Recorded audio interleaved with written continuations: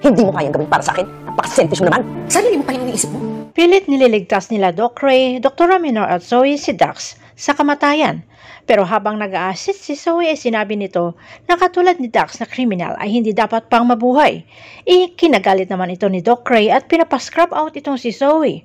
Pero dahil nga may nakaschedule na operahan itong si Dr. Minor ay nanatili sa operating room si Zoe at gigil na gustong putulan ng ugat na ito si Dax at tuluyan na itong mamamatay.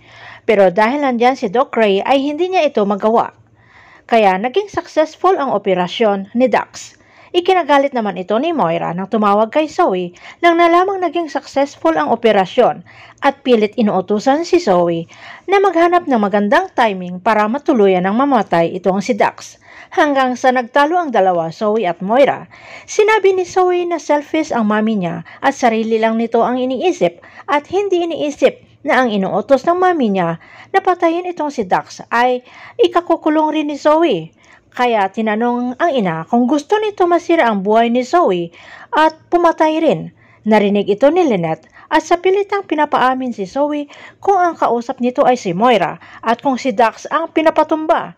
Nagsinungaling si Zoe na gustong ipapatay nga ng mami niya itong si Dax pero hindi nito magawa at nakakulong na ito.